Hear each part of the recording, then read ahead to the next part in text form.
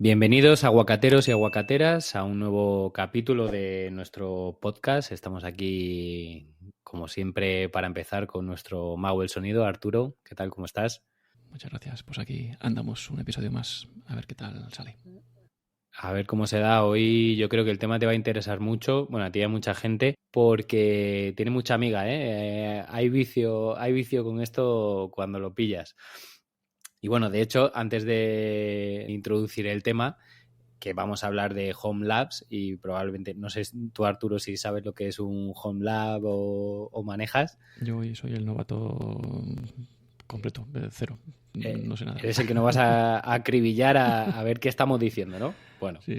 pues suerte que para eso vamos a tener aquí gente que controla un montón para explicarnos. Y bueno, para empezar, tenemos aquí a Jonathan Castro, el youtuber de moda. ¿Qué tal, Jonah? ¿Cómo estás? Hola, muchas gracias por invitarme. Bueno, hola a todos menos a Tebas, por cierto. Y gracias por invitarme. Gracias a ti por estar aquí, que sabemos que estás a tope ya con tus más de 50.000 seguidores. Enhorabuena por cómo marcha el canal y por el curro que haces, que la verdad que nos encanta. Gracias, gracias. Justo hoy acabo de terminar de grabar el vídeo del sorteo, así que mañana sale seguro. Para agradecer a No, toda la comunidad y de hecho hay un premio de Aguacatec también, así que anda, mira. Me alegra que estemos ahí también en tus temas. Y oye, pues al que le haya tocado, enhorabuena, porque menudo zurrón de regalos tenías ahí preparado. Así que bueno, y por supuesto también estamos aquí con nuestros aguacateros Patreon, con Juanjo y con Alfonso. ¿Qué tal? ¿Cómo estáis, chicos? Hola, ¿qué tal? Buenas tardes. Bien, encantado de estar por aquí. Yo encantado como siempre y además con tanta gente por aquí que son buenos y mucho más conocidos. Bueno, tú también no te pierdes una, ¿eh, Juanjo? Así que vamos a ver, seguro que hablamos algo interesante.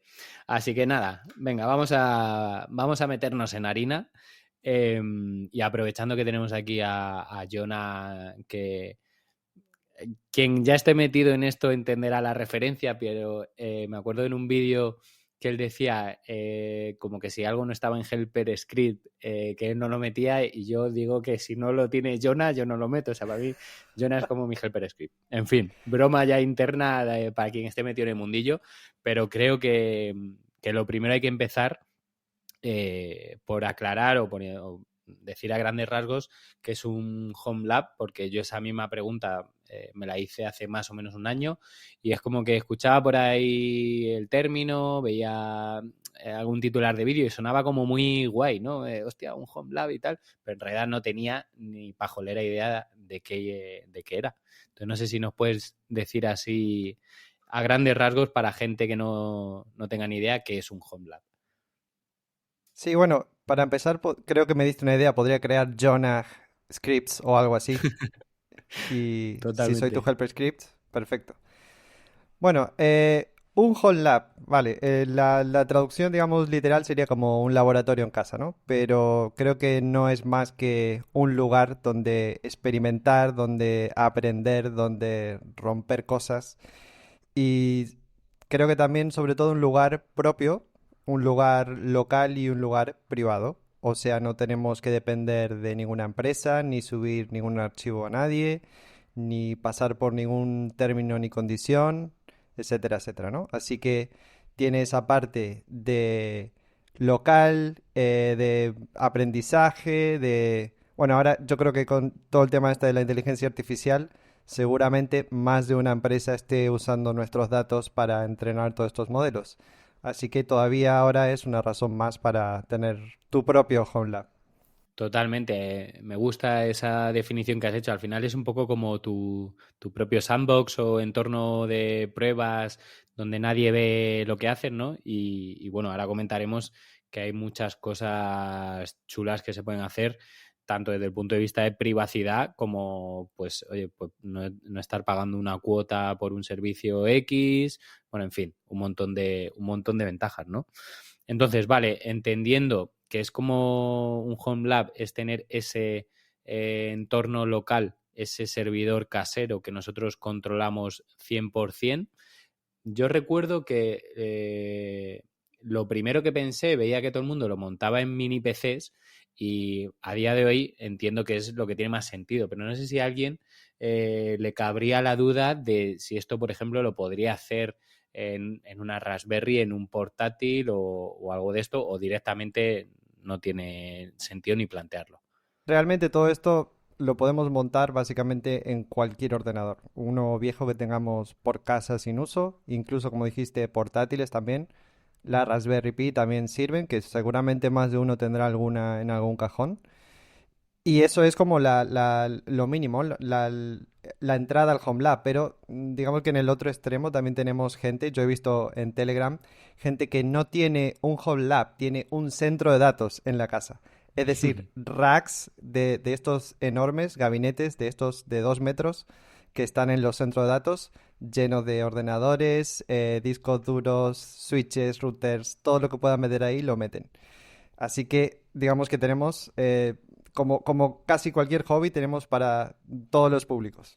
Claro, yo creo que ese es el tema, ¿no? Que lo bueno es que si dices, oye, ahora hablaremos, ¿no? De Proxmox y todo esto, pero lo bueno es que por poder puedes probar y empezar a cacharrear e instalarlo y ver si eso es para ti o no en cualquier hardware o casi cualquier hardware que tengas por casa.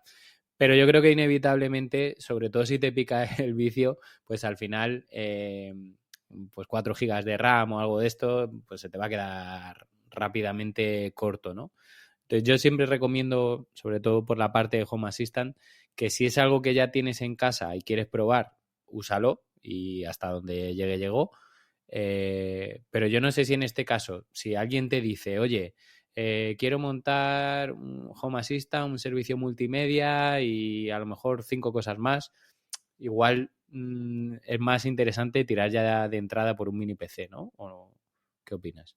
Sí, yo creo que, digamos, las Raspberry Pi están bien, pero las nuevas han llegado a un precio comparado con un mini PC que prácticamente ya no tienen mucho sentido, a no ser que ya la tengas o que te la regalen, claro. Pero así y todo, la arquitectura RM de las Raspberry Pi, digamos que está un poco limitado a la hora de, por ejemplo, poder instalar Proxmox o algún hipervisor. Así que, teniendo en cuenta las specs que tiene una Raspberry Pi y un mini PC y los precios, yo prácticamente me iría a un mini PC. Incluso podría ser un mini PC usado que te va a dar mucho más servicio y muchas más posibilidades que una Raspberry Pi por menos precio. No es que odie las Raspberry Pi ni mucho menos, pero recuerdo cuando compré mis primeras Raspberry Pi que estaban a 35 euros o 30 euros y sí que tenía sentido, ¿no? Comprarte algo para, bueno, para instalarle algo y daban mucho de sí. Pero es que ahora estamos hablando de igual 100 euros o más, que evidentemente con eso ya te compras un mini PC muy potente para hacer lo que quieras. Oye, por cierto, ahora que hablas de specs, para gente como yo que no tengo ni pajolera idea, porque claro, como tú dices, yo creo que un poco empujado por la subida de precio de la Raspberry, creo que ahora hay como un boom de mini PCs. Hay 100.000 mini PCs, entonces yo creo que lo primero que alguien se plantea cuando dice, vale, voy a montar un Home Lab, ¿qué mini PC me compro? Y entonces ahora tienes este procesador Intel, el otro, de repente ves que uno vale 60, otro vale 300. Entonces, sé que aquí hay como ciertas pautas que sobre todo la gente que más entendéis, a mí siempre me habéis recomendado, pues que a lo mejor es interesante, pues no sé, que tenga memoria ampliable o ciertas cosas, como que qué consejo darías para alguien que esté con cero conocimientos diciendo, vale, me quiero meter, pero no sé realmente por dónde empezar. A ver, recomendar usados es un poco más complicado porque, claro, dependerá de la disponibilidad y de lo que puedas conseguir. Pero así del mercado de los nuevos, Intel N100, N150, que tiene 4 núcleos, está súper bien. Al menos diría que 8 gigas de RAM. Si puede ser ampliable, mejor, porque en algún momento lo podrás ampliar hasta el doble oficialmente, aunque extraoficialmente los Intel N100 y N150 parece que soportan hasta 32. Pero tampoco te va a hacer falta mucha RAM si no vas a empezar a meter muchas máquinas virtuales, sobre todo pesadas como Windows, por ejemplo. Y después, un disco prácticamente de 1 tera o incluso de la mitad te serviría. Si te vas a plantear instalar algún tipo de servidor estilo NAS, así TrueNAS o OpenMediaVault, estarían bien que tuvieran más puertos M2 o puertos internos, es decir, no conectar o intentar usar el USB porque al menos con TrueNAS no funciona muy bien. Y creo que al menos yo intentaría que tuviera dos puertos de red.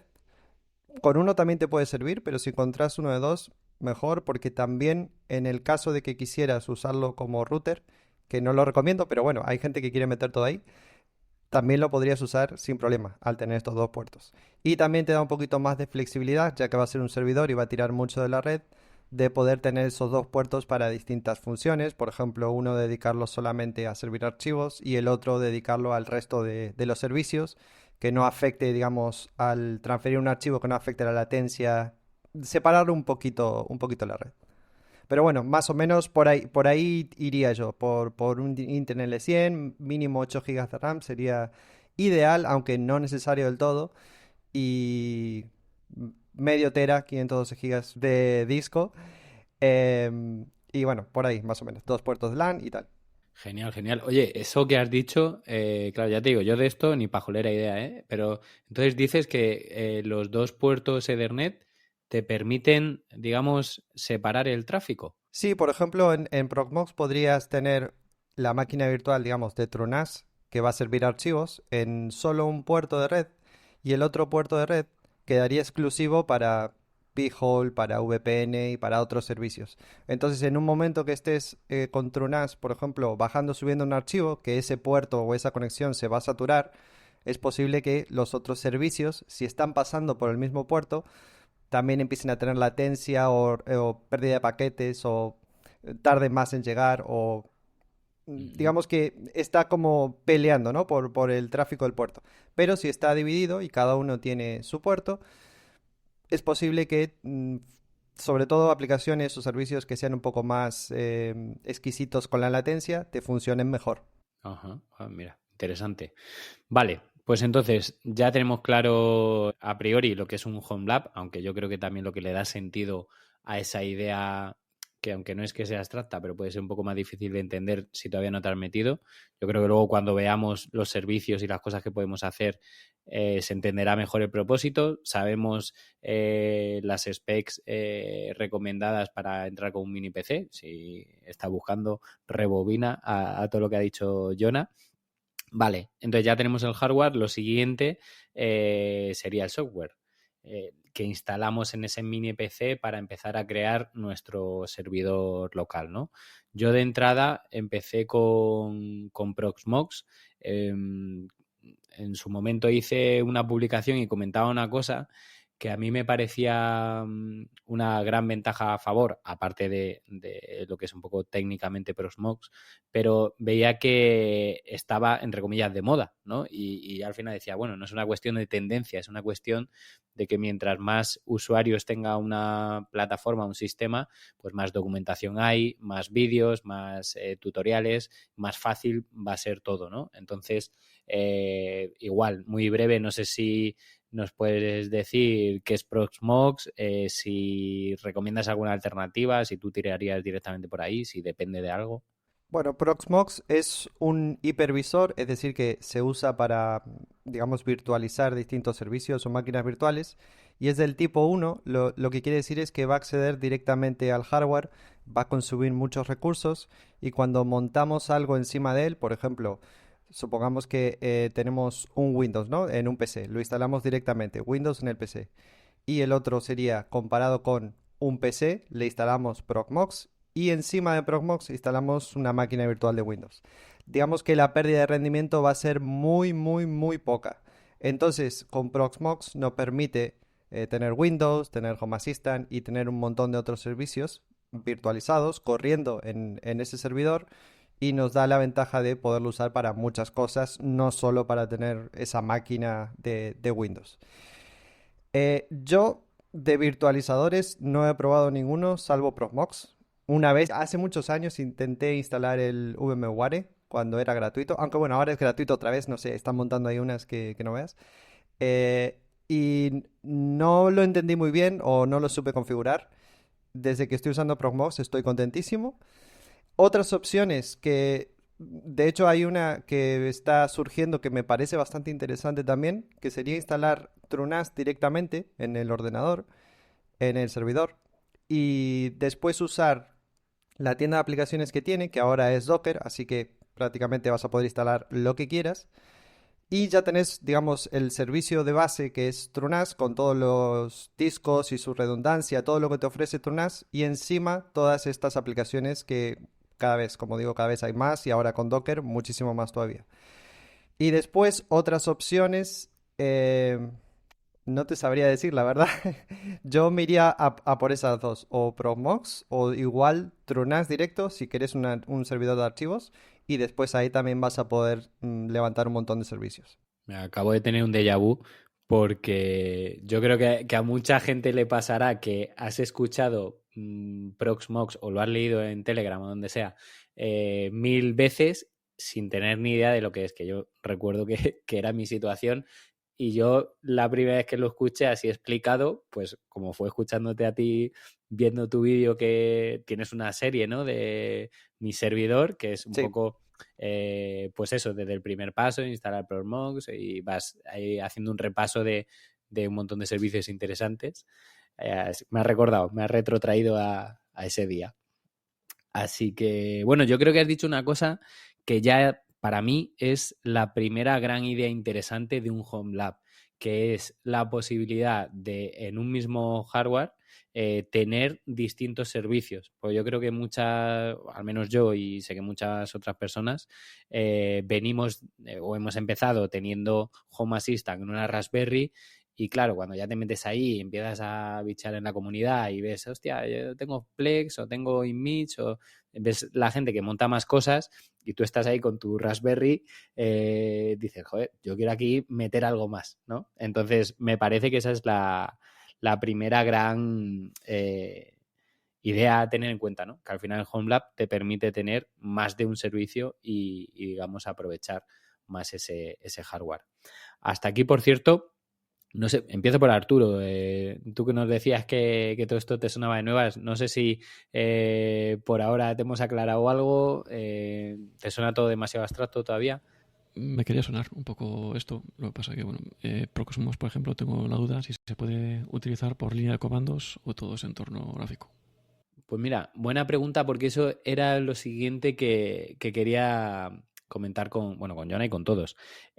Claro, yo insisto, yo al final no soy una persona que esté acostumbrada a la pantalla negra, como digo yo, al Matrix.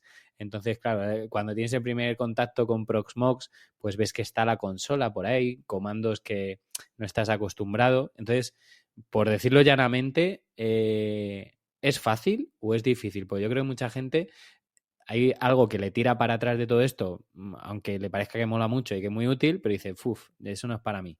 Entonces, como todo, spoiler, mi conclusión es que parece mucho más difícil de lo que es y realmente hay muchos recursos a nuestra disposición, pero que nos cuente Jonah qué opina.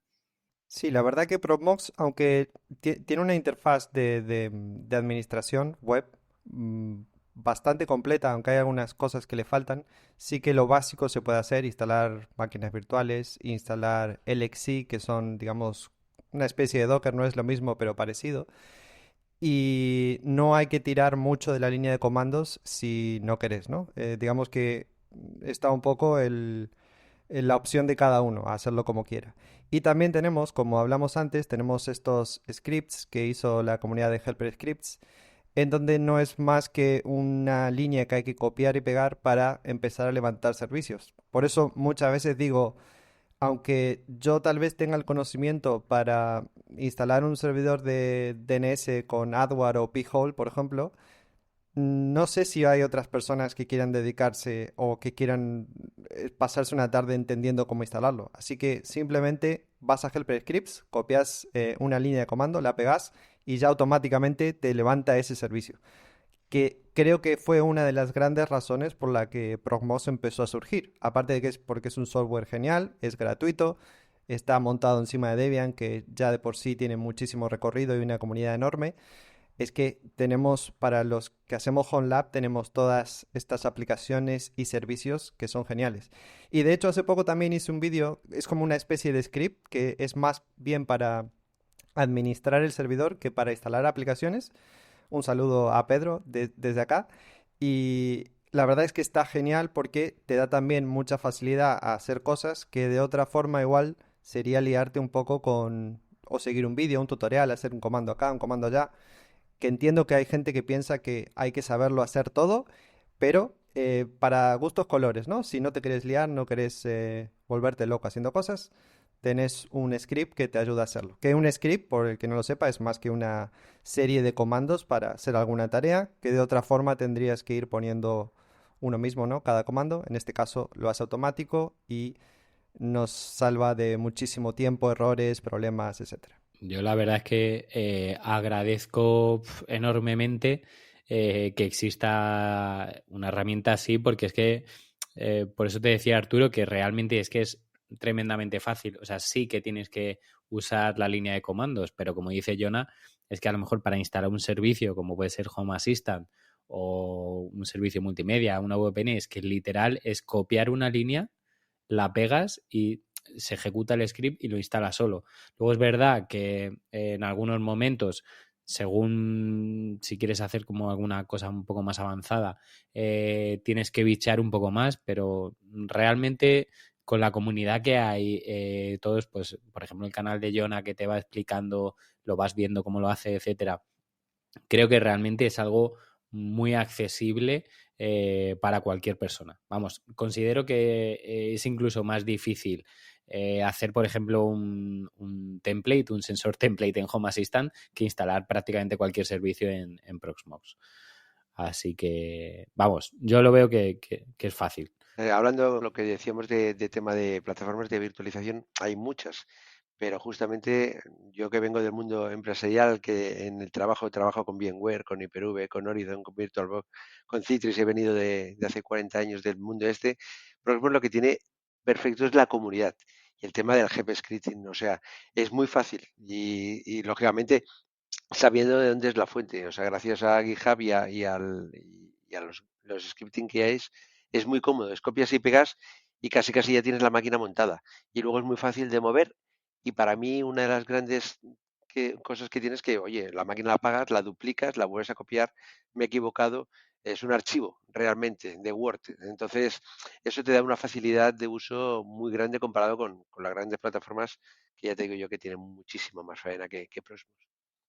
Fíjate, buen punto ese también, ¿eh? Juanjo nos está hablando, pues, como dice él, ¿no? Como profesional que lo ha utilizado a nivel empresarial muchas otras plataformas durante muchos años y aún así me parece que es muy versátil, ¿no? Porque tanto para alguien como yo que acaba de empezar sin tener ni idea, como para alguien que lleva años en un entorno empresarial, se ve como buena opción, ¿no? Entonces yo creo que eso sin duda pues habla muy bien de Proxmox. El resto, Alfonso, ¿tú también tienes Proxmox o utilizas otra plataforma? Bueno, yo vengo también del sector de empresa. Por suerte o por desgracia, hemos estado tocando diferentes hipervisores. Pero yo actualmente no. Actualmente tengo una solución parecida a la que ha comentado Jonathan. Y tengo de base un Linux, un Ubuntu a pelo. Y sobre él estoy corriendo los diferentes servicios en contenedores. ¿Vale? Para mí es una solución que opté en vez de montarlo por promo y montar el XC y montar los servicios ahí. Me sentía más cómodo, pero vamos, no tiene ninguna otra ventaja o inconveniente con respecto a promo. Promo lo bueno que tiene es la comunidad que hay detrás, la facilidad de uso que tiene, es muy sencillo de implementar. Si te vas ya por el sector de VMware, que ahora es gratuito, pero es Workstation, ya no te puedes descargar las imágenes de los SX, de los hipervisores, no te la dejan. Tienes que descargarlas de otras fuentes. Luego tienes que estar parcheando las licencias, con lo cual es calentarse la cabeza para llegar al final al mismo sitio. Y es utilizar una herramienta que es open source como promo y que ha dado unos resultados tremendamente brillantes. Pues mira, está bien saber que hay gente utilizando alternativas y además vuelvo un poco a dar vueltas sobre lo mismo, que yo creo que está bien que Proxmox sea accesible para gente que no tiene ni idea, pero también entiendo que está bien que haya gente que se meta al barro, porque al final, gracias a esas personas que son las que construyen esos scripts y desarrollan esos servicios, gente como nosotros lo podemos disfrutar, ¿no? Entonces, por suerte, hay gente que prueba alternativas, que juega, que se mete ahí a trastear. Así que nada, bueno, pues entendiendo ya un poco, yo creo que un buen resumen para empezar con HomeLab, ya nos ha comentado Jonah las especificaciones que sería recomendable buscar en un mini PC, y yo creo que Proxmox es una buena opción tanto por la facilidad como por lo fácil que es encontrar canales de YouTube como el de Jonathan Castro o Helper Script o tutoriales en Aguacate o cualquier comunidad que te va a ayudar. Entonces yo creo que ya es momento de entrar en la chicha, porque es interesante montarse un Home Lab. Diciendo de otra forma, ¿qué servicios podemos instalar en nuestro Home Lab, ¿no? Que al final un servicio pues no es más que no sé si llamarlo, no sé si sería correcto decir un mini sistema operativo que está a su vez conviviendo con otros, supongo que dependerá del caso, pero bueno, el caso es que no deja de ser una plataforma que nos va a dar una serie de funcionalidades, ¿no?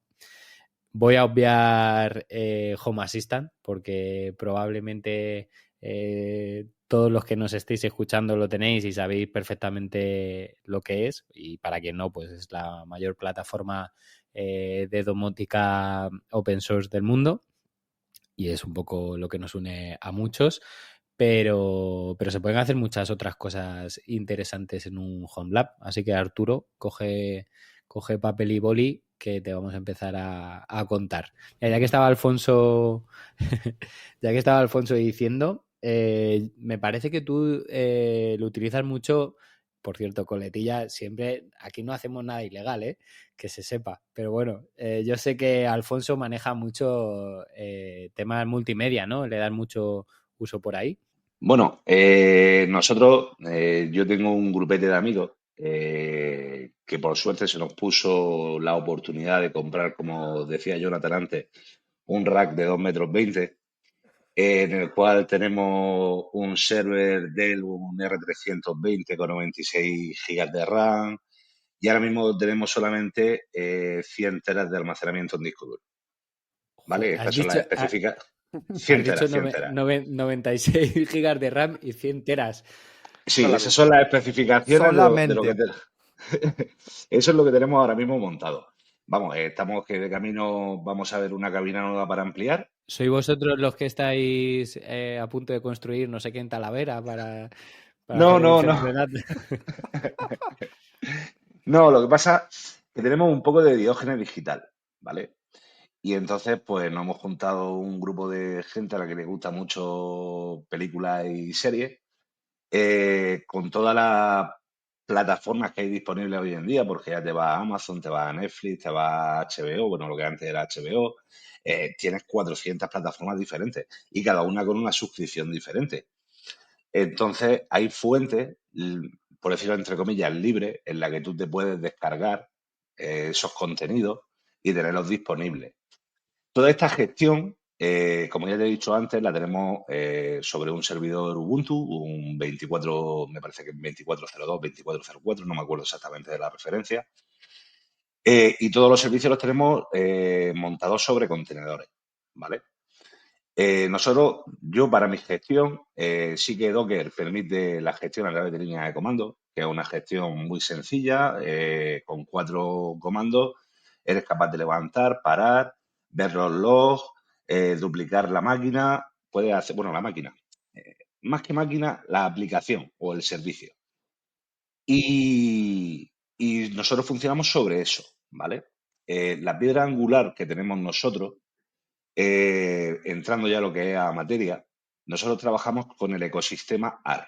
No sé si a alguien le sonará, si le será familiar, pero dentro del ecosistema AR pues están las aplicaciones que seguro que os suenan, como son Sonar, como son Radar, como son Overseer, como son LIDAR, y cada una tiene una función diferente, ¿vale? todas estas aplicaciones o contenedores cuelgan, hay una que es la principal, que es Prowler, que por decirlo de alguna manera es un indexador, ¿vale? ¿Qué hace este indexador? Este indexador es que referente, tú le puedes dar 4, 5, 10, 15, 20 fuentes diferentes en las que él pueda indexar e ir buscando el contenido que tú solicitas y te lo hace de manera automática, ¿vale? Tú lo único que tienes que hacer es pasarle película, pasarle serie, él conecta, busca dónde está y te ofrece las diferentes posibilidades que tiene para poder hacer la descarga, ¿vale? Ujú. Siempre lo que he buscado, porque como aquí el informático soy yo, los demás son amigos de cerveza, como digo yo, es automatizarlo lo máximo posible, Ujú. ¿vale? Porque si no, esto sería un soberano tostón. Entonces, hay otras herramientas como es Overseer, que todo esto siempre en modo local, ¿vale? Ujú. Todo esto está corriendo y solamente hay dos puertos abiertos, que debería de ser uno, pero de momento tengo dos, que son el 80 y el 443, que están corriendo a través de Drive, que es un proxy inverso, con lo cual te genera tu certificado Let's Encrypt, perdón, que es que no me sale la palabra, y tú lo que haces es redireccionar. La aplicación de Radar tiene por defecto el puerto 8989, por ejemplo. Pues tú lo que haces es que a través del 443, de manera externa, accedes a ese puerto 8989 sin tener que tenerlo abierto en tu router. Solamente tendría abierto el 443, ¿vale? Ujú. Con lo cual es una manera también de securizar los accesos a esos puertos que tenemos abiertos, que cuanto menos puertos tengamos abiertos al exterior, menos posibilidades de que nos dé follón tendremos, ¿vale? Ujú. Te voy siguiendo más o menos. Yo, Vale. la verdad que el ecosistema AR, pues lo conozco de vosotros, de cuando lo comentáis. Y claro, yo, por ejemplo, hace un par de semanas o así he instalado Jellyfine, que para quien le suene o quien no, quizás a otros sí que le suene Plex, es como un servicio muy parecido que básicamente te permite como montar tu propia plataforma de streaming, ¿no? Y por lo que te estoy entendiendo, el ecosistema de AR, que por cierto, Jonah me parece que tiene un vídeo sobre el tema, es más amplio, ¿no? Entonces, eh, por lo que estoy entendiendo, además de hacerte la típica funcionalidad de clasificarte películas, añadirle carteles, subtítulos, descripciones y todo esto, también te aporta otras funciones como gestionar la descarga automáticamente, o eso cómo es, como que tú metes Sí, un sí, sí, título o sí. algo. Sí, sí. Vamos a ver. Tú, por ejemplo, te voy a poner un ejemplo. Nosotros tenemos Overseer. Overseer es un servicio que está enlazado directamente con Prowler y a partir de Prowler con todas las aplicaciones AR, como sería en este caso Radar, que es para películas, Sonar, que es para series, luego tienes LIDAR, que es para libros. Cada una tiene su función específica, pero Overseer, por ejemplo, la enlazaríamos con Radar, películas, Sonar, series, ¿vale? En el momento que tú te vas, porque es un entorno web, lleva un entorno web muy sencillo, muy, muy fácil de utilizar, y tú le pones el título, ya sea de la película o de la serie, y él lo que te hace es te la busca en su base de datos, ¿vale? Como tú lo tienes enlazado con Prowler, que es donde tienes tus indexadores, donde tienes tus páginas, tus fuentes, donde tú vas a ir a buscar, Overseer le pasa la orden a Prowler y Prowler es el que te va a gestionar esa descarga totalmente transparente para ti, ¿vale? Con lo cual no tienes que ir tú entrando a diferentes páginas, buscando, descargando, ahora la añado, ahora la quito, no. Es todo, se busca todo la automatización máxima posible.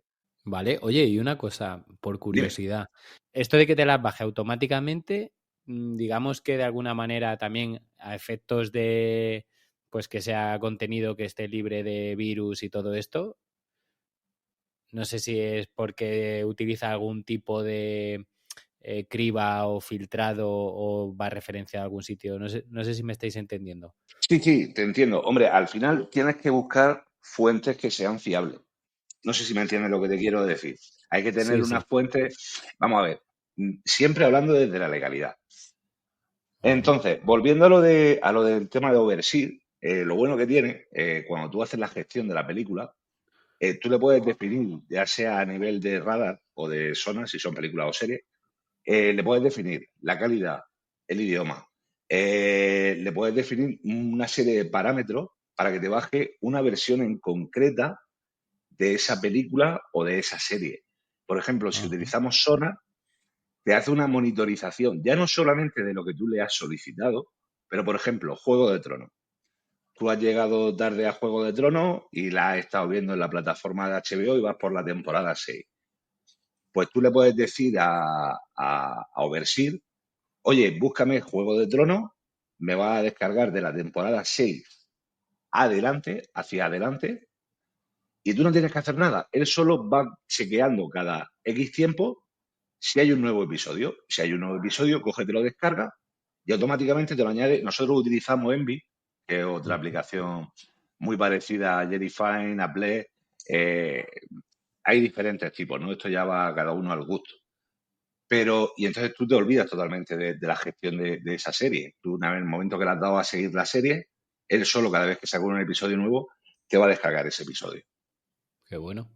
Oye, y ya por curiosidad, claro, porque entiendo que en este ecosistema lo más interesante respecto a otras alternativas es la capacidad esa de automatización que comentas. Entonces, por curiosidad, no sé si habrá como un dentro de esa, no sé si es Prolar o si es otra, pues no sé si no he entendido, pero si hay una parte de ese ecosistema que se encarga, por ejemplo, de ver la cartelera y que tú puedas automatizar, que automáticamente vea la cartelera y te lo busque o no.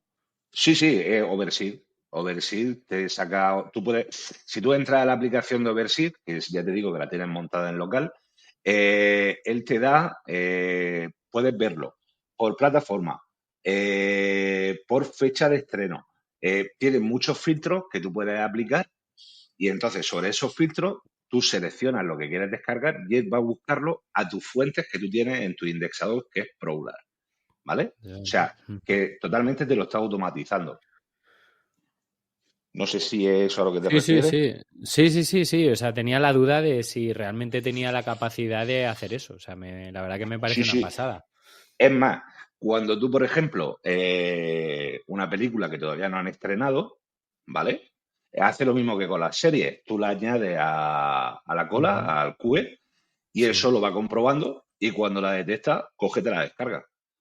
Que ya no entramos con el nivel de notificación que te creas con un bot de Telegram sencillito, te notifica, te manda la carátula, te manda la hipnosis, te manda la duración, te manda los idiomas, te lo manda todo para que tú estés informado en todo momento sin tener que estar pendiente del servidor. Oye, pues mira, se ha descargado esto. Oye, pues mira, se ha descargado esto otro. Qué bueno. ¿Y esto a nivel de dificultad dirías que es también algo que está al mismo nivel que cualquier otro servicio que manejamos? ¿Tiene una dificultad añadida?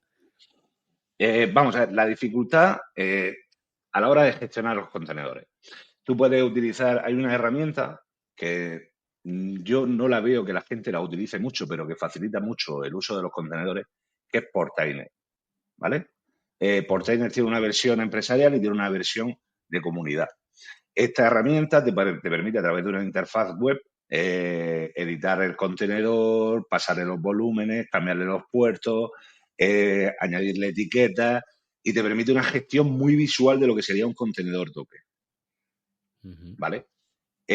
La dificultad, simplemente saber, entre comillas, como ha dicho antes Jonathan, con el Helper Script no te puedes bajar la imagen, aunque sea que esté publicada en Docker de cualquiera, porque al final no deja de ser un mini sistema operativo con una aplicación corriendo dentro y no sabes qué uso puede tener esa aplicación o ese contenedor. Entonces, siempre hay que buscar, por ejemplo, si es Apache, por ponerte un ejemplo, que sea la fuente, la imagen oficial de Apache, para que tenga las menos modificaciones posibles que escapen a tu control. Porque eso, al ser como un melón cerrado, ¿vale? No puedes auditarlo tanto como podría auditar un script de los de promo, ¿vale? Entonces ahí tenemos esa pequeña dificultad. Pero una vez que partes de eso, Docker, ya te digo, Docker son 5 comandos y hay una herramienta de Docker que me encanta muchísimo, que es Docker Compose. Tú con Docker Compose te genera un fichero YAML, que es un fichero muy sencillito en el que tú vas tabulando, le vas diciendo los puertos que abres, los volúmenes que metes, las etiquetas que tiene ese contenedor, el nombre del contenedor. Le haces un Docker Compose add-d, que es para levantar ese contenedor, y automáticamente, por arte de magia, te ha creado una aplicación web en la que te está escuchando en un puerto en concreto, que es accesible desde fuera, y es maravilloso. Entonces, dificultad, yo le pondría un 6,5, 7 sobre 10. No es una dificultad pasmosa. Ya si te metes en el entorno de Kubernetes, ya eso ya es otro mundo. Ya las pilas de Kubernetes ya es otro mundo. Pero a nivel de dificultad, Docker me parece algo bastante accesible. Pues me ha parecido muy interesante todo esto y bueno, yo me quedaría un poco, no sé, supongo que habrá más opciones, ¿no? Pero lo que yo conozco, todo esto que nos acabas de contar del ecosistema AR, que al final te aporta una capa de automatización para hacer seguimiento del contenido y clasificación y todo esto, que me parece muy interesante.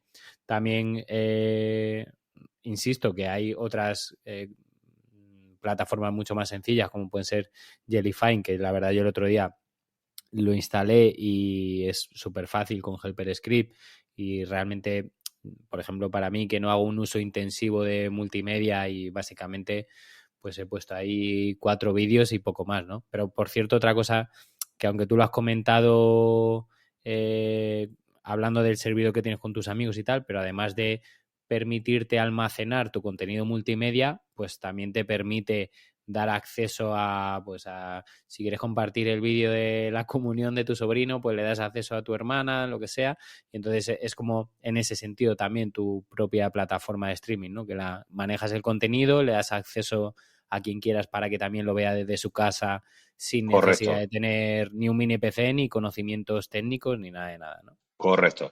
Tú puedes tener una plataforma como Jellyfine, puedes tener una como Play, una como Envy, que al final lo que hace es llevar una gestión de usuarios en la que tú le puedes permitir o dar acceso a ciertas librerías. Tú puedes tener una librería, recuerdos familiares, y que esa librería solamente la puedan ver tus padres, tus abuelos y poco más. Le puedes dar permiso de descarga, permiso de no descarga, o sea, tiene una infinidad de posibilidades este tipo de plataformas. O sea, es pasmoso. Oye, pues me parece un puntazo, tanto si como yo tienes 5 vídeos que por lo que sea no los quieres perder y te gusta tenerlos ahí accesibles y compartirlos, como si realmente eres ahí un cinéfilo o te gustan mucho las series y realmente quieres gestionar mucho contenido. Así que muy interesante, Alfonso. Ya solo por eso me parece que el tema del Home Lab puede merecer la pena a mucha gente. Que por cierto, Alfonso, entiendo que también, yo es que ya te digo, no tengo mucho conocimiento multimedia, pero sí que sé que, por ejemplo, con Plex o con otras aplicaciones, ahora mismo no me acuerdo, Pluto creo que era, en realidad hay mucho contenido que es público, que es libre de derechos de autor, ¿no? Y que no hay ningún problema, porque a lo mejor siempre como cuando hablamos de estos temas la gente ya se imagina metiéndose en la dark web y que va a venir alguien a detenerte, pero que realmente hay mucho contenido. Primero porque a lo mejor lo elaboras tú y lo quieres compartir, o porque realmente hay contenido público que es perfectamente legal descargar. Sí, sí, hay películas que por la antigüedad que tienen ya pasan a ser de dominio público. Hay plataformas como puede ser Pluto TV que también ofrece contenido que es libre. O sea, no tenemos que irnos a la dark web para tener una plataforma de streaming que sea totalmente legal y que no tengamos ningún problema ni vayan a venir a casa a buscarnos.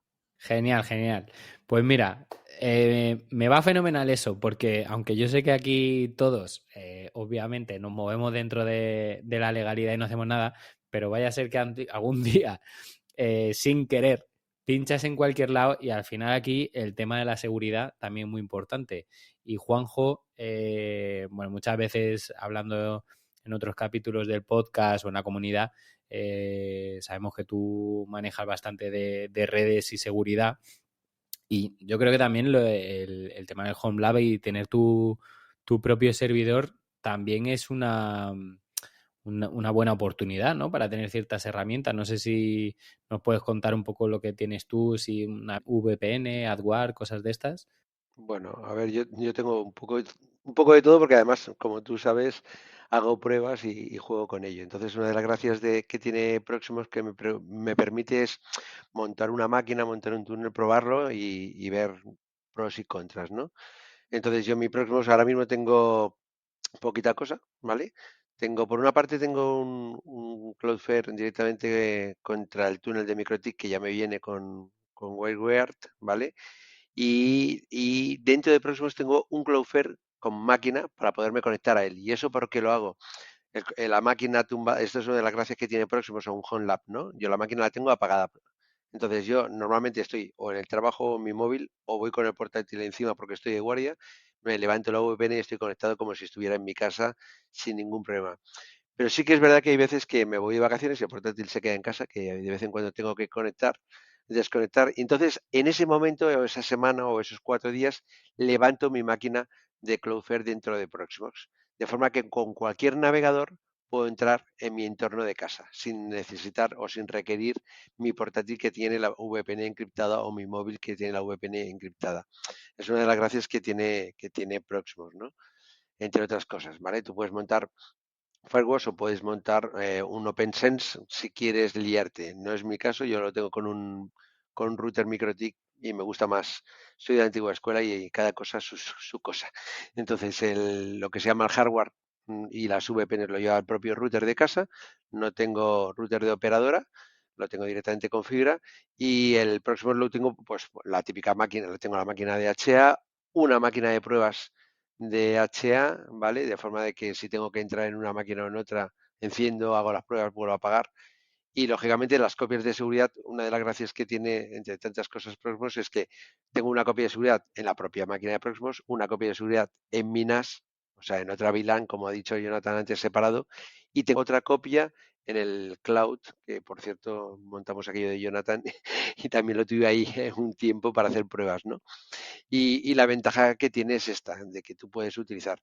A nivel de seguridad, una de las cosas que sí que a veces me planteo es montar un clúster con otro Proxmox. Y una de las gracias que tiene, que a mí me gusta mucho el tener un Home Lab con Proxmox es pues que yo empecé como todo el mundo, bueno, en casa, ahí en casa. En el trabajo tengo VMware, Hyper-V, Horizon y pagado y con su licenciamiento y todo lo demás, pero en casa no me voy a montar este sistema. Pero sí que es verdad que el tener una máquina que yo puedo, o sea, lo voy a explicar un poquito así más sencillo. Si yo cojo un Windows 11 y lo monto en un i5 con 16 GB de RAM y mañana casca, tengo que volver a montar todo mi Windows 11 otra vez en una máquina muy parecida, con el hardware muy parecida. Eso es lo que me da la virtualización. Yo puedo tener un i5 en un lado, un i7 en otro, y la máquina virtual no requiere del hardware de debajo, ¿vale? Y eso es facilidad tanto a nivel de seguridad como a nivel de comodidad y copia de seguridad. O sea, yo puedo montar ahora mismo una máquina en un i9, por decir algo, con 8 gigas y coger mi máquina que tenga un Proxmox y cambiarla directamente de hardware.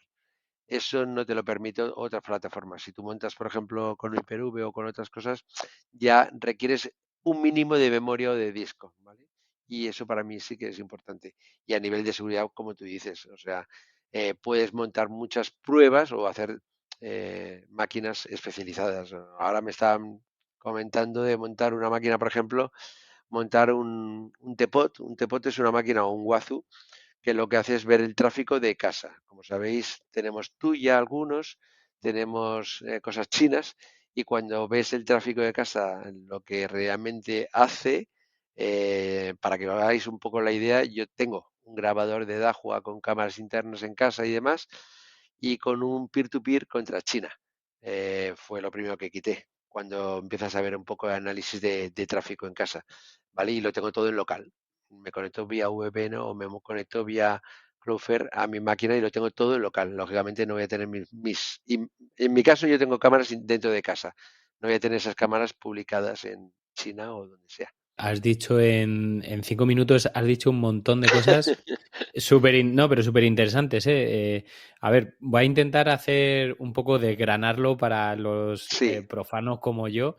A ver, punto por punto de las cosas que me he quedado. Lo primero, súper interesante, acceso remoto, ¿no? Porque al final, cuando estábamos como en la introducción, destacábamos como una de las características del Home Lab, que es tener tu entorno local y casero, ¿no? Pero claro, Correcto. lógicamente, muchas veces, bien como hablábamos con Alfonso, porque le quieres dar acceso a alguien, o como dices tú, por un momento de necesidad, que estás de vacaciones o lo que sea, quieres tener acceso, pues te lo permite, ¿no? Además de una forma, yo no soy experto en seguridad, pero entiendo que tanto crear un túnel con Cloudflare como montar una VPN en tu propio servidor, entiendo que es algo que aporta mucho más seguridad que otros métodos que conocemos por ahí de abrir puertos, como el que abre la ventana para ventilar sin tener ni idea de lo que está haciendo, ¿no? Sí, en sí, todo lo que te estoy comentando, en ningún momento he abierto ningún puerto del router ni nada de nada, lógicamente. O sea, lo último que se me ocurriría es abrir un puerto en el router. O sea, tú puedes levantar una VPN directamente con Gateware o con Wireware o con cualquiera de ellos contra tu router, pero también yo tengo una máquina virtual dentro de Proxmox que es un Cloudflare, que es un túnel. O sea, yo pongo el de juanjo.j2g2.com por decir alguna cosa y estoy conectado en mi máquina, si tengo esa máquina levantada, que es lo que te he explicado un poquito antes, ¿no? Yo esa máquina normalmente está apagada, porque lógicamente no quiero tener algo publicado en internet todo el día, 24 horas, pero sí que en momentos dados yo esa máquina la levanto y si por algún motivo tengo que conectarme a casa, me puedo conectar a ese Proxmox y levantar mi Kali o mi Debian o mi Windows dentro de mi casa y encender esa máquina para poder hacer el chequeo de lo que me haga falta. Fenomenal. O sea, primer punto, acceso remoto y seguro, podríamos Sí, sí, decir. sí, sí. Segundo punto que has dicho, que me parece muy interesante, sobre todo, bueno, yo creo que es interesante para todo el mundo y sobre todo cuando estás muy metido en Internet, hagas lo que hagas y realmente pues no estás siempre pendiente del contenido que está entrando en tu ordenador o quién está entrando en tu ordenador, ¿no? Entonces, lo que comentabas de filtrar el tráfico de una manera u otra, bien sea por privacidad, como lo que comentabas tú de que las imágenes de tus cámaras de seguridad pues no estén en un servidor de China, o Correcto. bien otras cosas, ¿no? Porque, por ejemplo, AdWare, no sé si alguno lo habéis utilizado, pero también aparte de eliminar un montón de contenido publicitario, también bloquea malware, ¿no? Tengo entendido. Sí, correcto. Una de las cosas que, esto lo hemos hablado alguna vez en Aguacatec, tú un enchufe tuya puedes tenerlo de dos formas conectado, ¿vale? Entonces, en local tuya o en tuya en el cloud. Ya te digo yo que, bueno, veríais cosas que no os hace gracia, que dices, es que yo no le he pedido a él, solo quiero que encienda y apague el enchufe, nada más. No estoy pidiendo que se vaya a conectar a una máquina donde me va a hacer una estadística de uso de ese enchufe porque a local tuya, por ejemplo, he dicho una máquina, he dicho una marca como por decir otra, Ujú. le interese. Entonces, yo ahí sí que en el momento sobre todo el tema de cámaras, sí que me di cuenta de que un peer-to-peer no es lo suyo. Y bueno, Ujú. ya habíamos comentado en alguna charla de Wocatec que si te vas a internet y buscas, bueno, vulnerabilidades de cualquier marca, he dicho Dahua, pero puedo decir HitVision o cualquiera de ellas, hay mucha gente que no tiene ningún tipo de cuidado. Tú pones la cámara, pones la Mm, IP, la enchufas al router y mm, están viendo tu casa desde fuera. Y eso sí mm. que yo creo que hay que andar con cuidado. Sí, sí, por lo menos, pues bueno, cada uno luego que haga lo que quiera, Sí, sí, pero está claro. no está mal saber lo que estás haciendo, ¿no? Que no es lo mismo que hacer algo sin ser consciente de la decisión que estás tomando, ¿no? Luego ha habido, vale, entonces ya hemos hablado de acceso remoto, del filtrado de tráfico. Ha habido otra cosa también que me parece muy interesante y yo ahí, la verdad es que todavía no he entrado, pero es posible que en el corto plazo lo haga. Ya has comentado el tema del clúster, que para los que necesitamos tener el diccionario al lado, eh, si no entiendo mal, un clúster es tener duplicidades, ¿no? O tener Sí, a ver, ese... sí, lo que te he Ujú. explicado. Yo, por ejemplo, en mi Proxmox, ahora mismo tengo un i5 de estos que compré, como dice Jonathan, de 100 euros reciclado con 16 gigas de RAM, que con 500 de disco de sobras. Y tengo el Cloudflare, tengo el Zabbix, tengo dos máquinas de house, tengo un Kali Linux y tengo un tema de Plex y la copia de seguridad, ¿vale? Entonces, igual que te digo que la copia de seguridad, tú tienes que tener una copia física en la misma máquina, una copia física en un NAS y lo suyo es una copia física en un cluster, en la nube. Tú imagínate que mañana se me quema la fuente de alimentación de Proxmox. ¿Qué hacemos? Tengo que coger la misma máquina o comprar una máquina parecida, ¿vale? Montar un Proxmox y restaurar esas copias. Que sí, que es, lógicamente, vas a tardar un día que no vas a tener Home Assistant. Aquí ya depende un poco el tiempo que a ti te interese estar con tu casa apagada, ¿vale? Pero si tengo una máquina exactamente igual, sea online o sea parada, tengo la ventaja de que ambas, un clúster lo que hace es balancear la carga de tanto de memoria como de máquina. ¿Vale? Entonces, esto yo todavía no, bueno, tengo la máquina la tengo preparada, pero todavía no la he puesto. Pero sí que en el trabajo tenemos dos edificios. Siempre pongo el mismo ejemplo del 11 de septiembre, ¿no? El 11 de septiembre se perdió mucho dinero con un banco en concreto, porque nadie pensó que las dos torres se iban a hundir. Había un banco, no voy a poner nombres y demás, que estaba en una torre y su copia de seguridad en la otra torre. Aquí, para que te hagas un poco la idea, la Caixa tiene una aquí en una avenida Diagonal y otra en San Cugat o otra en Alicante. ¿Por qué? Porque en el caso de caída de un CPD hay una replicación en otro CPD. Nosotros en el trabajo lo tenemos igual, en dos edificios. Pues un clúster hace eso. Imagínate que mi casa se quema, pero yo tengo una copia de mi Proxmox en tu casa. Afortunadamente yo seguiría trabajando a los mismos accesos. Pues un clúster hace un poquito esto. Claro, que eso obviamente para gente que tenga a lo mejor hay personas que dicen, oye, yo con esto enciendo 3 luces y bueno, pues si no Sí, las ya puedo encender en está una claro. semana da igual, Correcto. pero gente que tenga un contenido que pueden ser, oye, no sé, fotos, pero que para ti tenga un valor emocional incalculable, pues es una forma de tener esa carta bajo la manga, ¿no? Por si Sí, acaso que no se te entendió bien, aparte de comprarme otro servidor, me tengo que comprar una casa en la playa para tenerlo en distintas ubicaciones. Bueno, Jonathan tiene un servicio para ponerlo ahí en el clúster, en el cloud, pero es un ejemplo, ¿no? Le quería preguntar a Jonah que nos cuente un poco, porque claro, o sea, yo lo que nos comenta Juanjo, que por cierto tampoco he entrado todavía en este tema, pero eso creo que es algo que tengo que hacer con urgencia. Por un lado, le veo todo el sentido a que tienes que tener una copia en local, porque, bueno, muchas veces, más allá de accidentes, de se me quema una fuente de alimentación o algo de esto, puede ser, pues oye, que a lo mejor tienes que volver atrás, ¿no? Eso por ejemplo, con Home Assistant lo hemos visto muchas veces y tener ahí un backup que pueda respaldar, me parece que es algo muy interesante. Pero también, como ha comentado Juanjo, me parece totalmente incluso más interesante tener algo en la nube. Porque bueno, al final, si pasa algo en tu casa, pues y tienes el disco duro al lado del mini PC, estás en las mismas, ¿no? Entonces, yo no sé, como no me he metido en este tema todavía, qué opciones hay y bueno, pues al final no sé si son opciones privadas, a nivel de privacidad también, cómo funciona un poco esto. A ver, yo de hecho hace unos meses hice un vídeo porque quería ver un poco si tener un NAS offsite o un ordenador fuera de tu casa, ¿no? Como una copia, era viable en cuanto a precio con respecto a tenerlo en la nube. Y bueno, en ese caso va a depender un poco de cuánto espacio requieras, pero por lo general va a ser más interesante económicamente que tengas un NAS offsite o en este caso un ordenador fuera de tu casa. Yo en mi casa tengo un rack pequeño donde tengo evidentemente redundancia en los datos con discos. Lo que quiere decir es que los datos están replicados en discos, es decir, se me puede romper un disco, pero me da tiempo a cambiarlo y otra vez volver a generar los datos y no perder nada. Pero como decían antes, si mi casa se incendiara, perdería todo.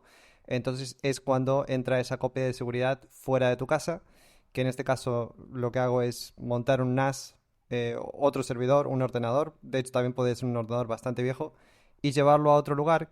En mi caso fue a la casa de mi madre, y ahí es donde todos los días replico los datos que tengo aquí localmente a ese NAS. Así que, como digo, en caso de que pasara algo muy grave, siempre tendría otra copia. Y Ujú. dependiendo, como digo, cuánto espacio requieras, en mi caso es bastante porque tengo los vídeos de YouTube. Otras opciones, evidentemente, serán Dropbox, Google Drive y otros proveedores de la nube. Tú tienes también un servicio, ¿no? Porque yo es que esto de PBS es Ah, Proxmox Backup Service, Backup ¿no? Server. Sí, Backup Server, sí. Yo separaría un poco lo que es, vamos a suponer, tenemos Proxmox y tenemos máquinas virtuales y contenedores con servicios, ¿no? Entonces, en el caso, por ejemplo, de algún servicio que los datos no ocupen mucho, como Vault Warden, por ejemplo, que es el gestor de contraseñas, eh, sería muy práctico hacer una copia de seguridad en Proxmox Backup Server, por ejemplo. Pero si tenés un NAS, por ejemplo, con TrueNAS, y tenés los discos y tenés muchos teras, entonces en ese caso Proxmox Backup Server te haría copia de seguridad de lo que es la parte de la máquina virtual, pero los datos tendrías que tenerlos replicados en otro lugar. Entonces, Proxmox Backup Server te ayuda a restaurar todos esos servicios, pero digamos que los datos sería ideal que los Mm. tengas en otro lugar, sobre todo si son muchos datos o datos, digamos, muy, muy importantes. Si tenés una librería de ISOs de Linux, como algunos decimos, evidentemente no la vas a hacer dentro de lo que sería el propio servidor de backup server de Promox, porque también luego restaurarla y subir las copias de seguridad tardarías mucho tiempo. Entonces, el servicio que tengo yo, así para resumir, te deja hacer copia de seguridad de todas esas máquinas virtuales y todos los contenedores fácilmente, los podrías restaurar sin problema, quitando evidentemente la parte de los datos Ujú. que si tuvieras un TrueNAS, por ejemplo, igual le ocuparían 3 4 teras. Vale, vale, claro. Obviamente, claro, ya entiendo. O sea, por un lado está, si he entendido bien, lo que es, por decirlo de alguna manera, la configuración, ¿no? Respaldar un poco el funcionamiento de los servicios y por otro lado todo lo que es pues bueno, la materia prima, que obviamente si te juntases con un par como Alfonso, pues no sé cuánto tendrías que cobrar por eso. Sí, Vale. evidentemente, como dije, hay algunos contenedores o máquinas virtuales que guardan pocos datos, por ejemplo, las contraseñas no ocupan mucho espacio, entonces en ese caso va todo, ¿no? Va Ujú. todo dentro del propio contenedor o la máquina virtual. Y en ese servidor también todas las copias se suben encriptadas, o sea que si hubiera alguna brecha de seguridad o algo así, hackearan el servidor, no les sirve nada las copias de seguridad porque uno tiene su propia clave de encriptación que, por cierto, si perdés esa clave, perdiste los backups, así que es muy importante guardarla, pero yo no lo veo tan arriesgado. Igual los expertos en seguridad me corrigen, pero no lo veo tan arriesgado porque al fin y al cabo todo lo que subimos a internet debería salir de nuestra casa encriptado, ¿no? Para que si hubiera algún problema nadie pudiera usar esos datos. Correcto. Pues nada, pues muy interesante. Cuando me meta con el tema de copia de seguridad, que tendría que ser ya, haré todo esto. Porque sí, la verdad es que es lo típico, que empiezas probando cosas y al principio estás jugando, pero ya llega un momento que pues que tienes cosas que no quieres perder. Así que cuando llegue ese momento ya tendrías que haber hecho todo lo de las copias de seguridad. Pero Sí, bueno, de más hecho, vale. un dato curioso, le pasó a alguien en Telegram que compró unos adaptadores para el disco duro, no me acuerdo para qué, para duplicar la electricidad o algo así, y los conectores no estaban bien hechos y quemó el fusible de todos los discos y no tenía copias de seguridad. O sea, Uf. lo pudo salvar porque en la propia placa, en el propio PCB del disco, se pudo soldar otro fusible y pudo restaurar los datos, pero no tenía copia de seguridad y aunque tenía 3 o 4 datos en redundancia, vemos el ejemplo de que mucha redundancia, pero no es una copia de seguridad. Así que en cuanto menos te lo esperes, si no tenés una Ya. copia de algo en otro lugar, es posible que por alguna razón, incluso por un virus, o sea, no tiene que ser una gran catástrofe, que de estos que te encriptan los datos y no los podés recuperar, a no ser que le mandes un Bitcoin a alguien en Afganistán. Hay una frase que es esa, antes de jugar, un backup. Total. Oye, no sé si tenéis, aunque no sé si lo hayáis usado o no, pero no sé si tenéis en mente otras utilidades para HomeLab o sabéis de, no sé, de gente, de comunidades que lo utilizan para otras cosas. Una utilidad, una cosita que a mí me funciona muy bien, también por temas de trabajo y para Home Assistant, aunque estoy intentando poner la red también en Zigbee o lo máximo en Civix, al final ahí, perdona, en Zigbee estoy cambiando las frases, tengo un Zabbix.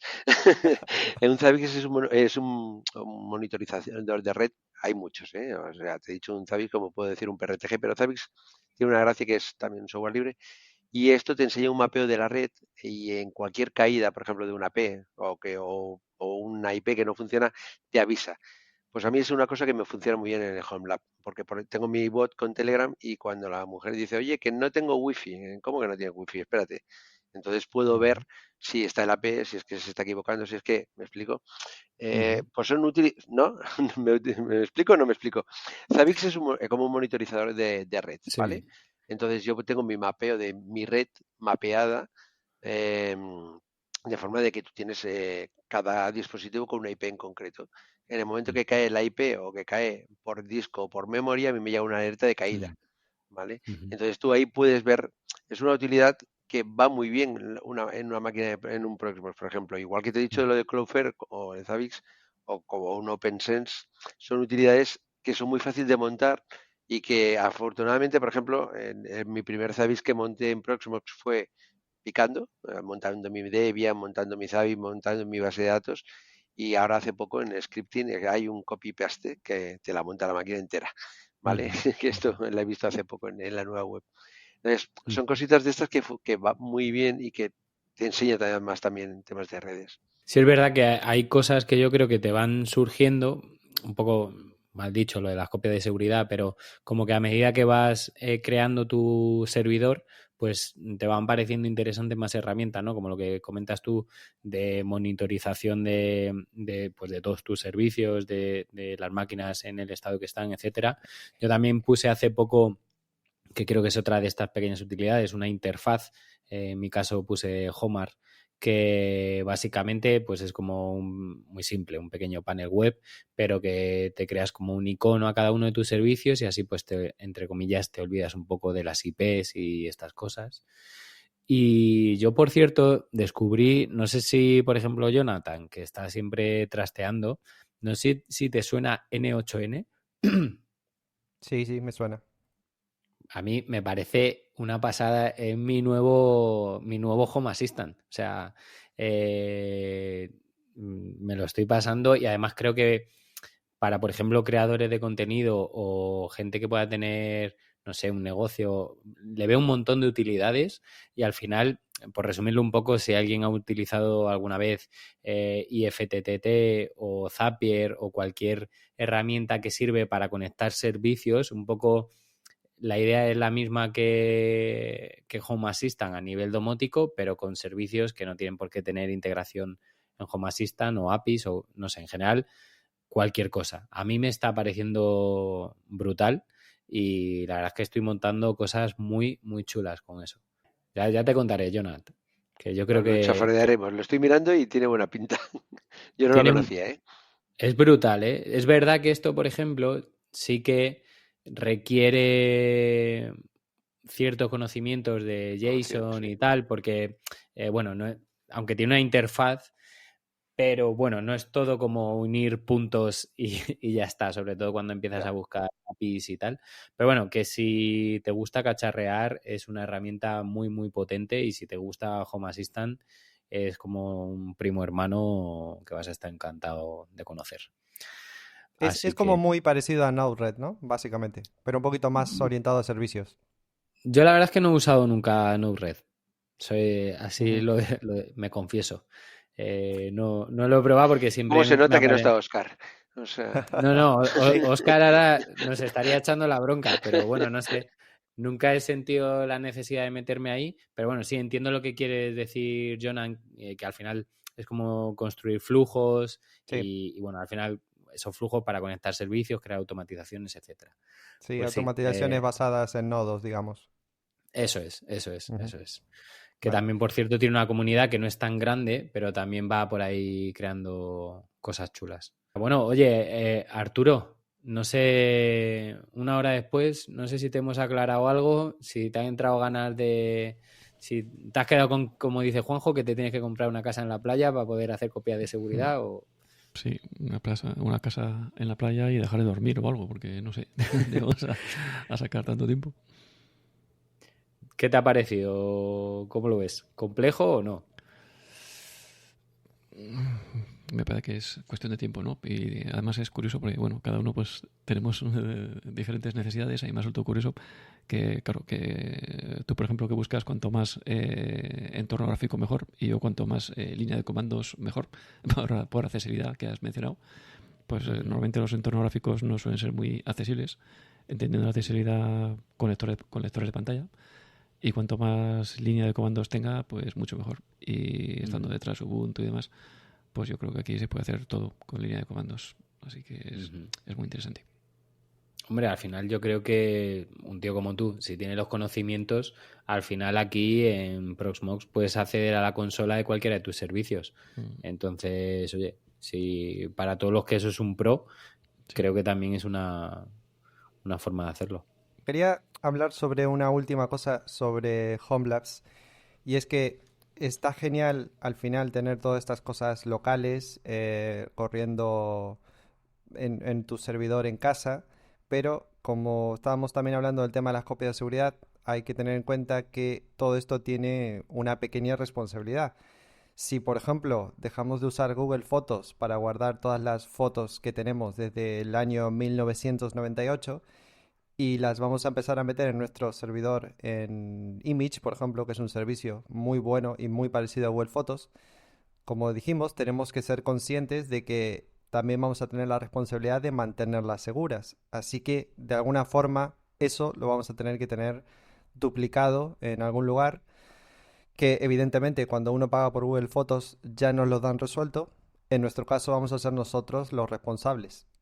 Así que es importante tener esas copias de seguridad cuanto antes, porque como ya hablamos, en cualquier momento puede pasar una catástrofe, puede venir un rayo, puede incendiarse, lo que sea, o podemos sin querer borrar algo o algún virus, un montón de cosas. Y no tenemos esa copia de seguridad en otro lugar a salvo.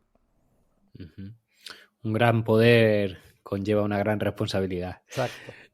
Oye, pero ahora que has dicho eso, una así, última pregunta por ir cerrando.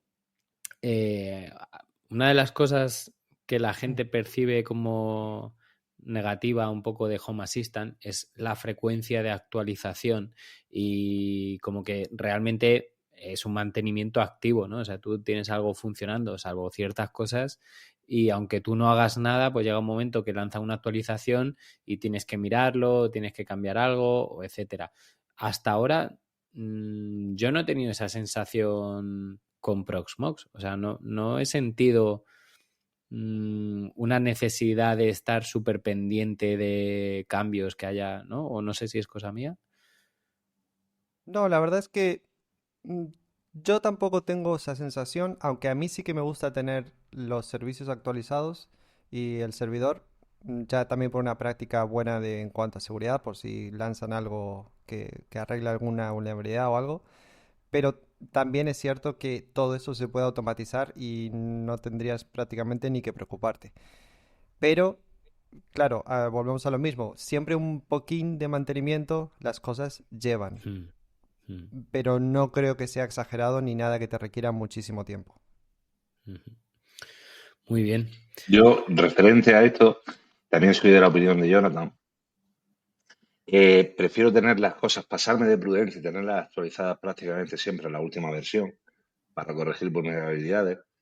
Porque como ya te he dicho antes, yo vengo del sector de empresa y te puedo poner el ejemplo de una empresa que se dedica actualmente a formación online, ¿vale? Y utiliza una plataforma que no sé si alguno la conocerá, se llama Chamilo, ¿vale? Que es una plataforma para docentes y para impartir cursos y demás.